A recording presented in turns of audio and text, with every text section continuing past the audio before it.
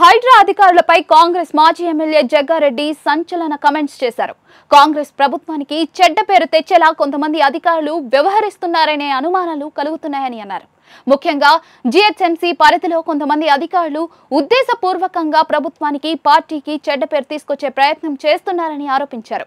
హైడ్రా అధికారులు అత్యుత్సాహం చూపిస్తూ ప్రభుత్వంపై ప్రజల్లో వ్యతిరేకత పెంచడానికి ప్రయత్నిస్తున్నారని విమర్శించారు. ప్రభుత్వానికి చెడ్డ పేరు తీసుకురావాలని కొంతమంది హైడ్రా అధికారులు చేస్తున్న కుట్రగా అనుమానం కలుగుతోంది. బీఆర్ఎస్ కు లాభం చేసేందుకు వారు ప్రయత్నిస్తున్నట్లుగా అనిపిస్తుంది అని ఆయన అన్నారు. ఈ అధికారుల వల్ల ప్రభుత్వానికి చెడ్డ పేరును ప్రతిపక్షాలు బలంగా జనంలోకి తీసుకెళ్తున్నాయని జగ్గారెడ్డి అన్నారు.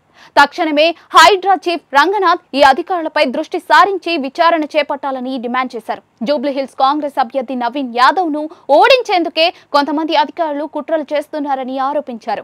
ఇప్పటి వరకు హైడ్రా దాడుల గురించి మాట్లాడని కేటీఆర్ ఎన్నికలను దృష్టిలో పెట్టుకుని రోజు హైడ్రా జపం చేస్తున్నారని విమర్శించారు. హైడ్రా దాడులను బీఆర్ఎస్ పార్టీ సోషల్ మీడియాలో ఎక్కువగా ప్రచారం చేస్తోందని మండిపడ్డారు. ఈ అంశాన్ని తాను త్వరలోనే సీఎం రేవంత్ రెడ్డి, పీసీసీ అధ్యక్షుడు మహేష్ గౌడ్ దృష్టికి తీసుకెళ్తానని జగ్గారెడ్డి స్పష్టం చేశారు.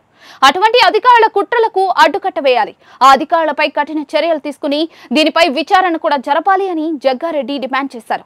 బీఆర్ఎస్ కు మద్దతుగా పనిచేసే హైడ్రా అధికారుల వల్ల నష్టపోయిన బాధితులు ఎవరైనా ఉంటే వారిని తాను స్వయంగా కలిసి సమస్యలను తెలుసుకుంటానని స్పష్టం చేశారు.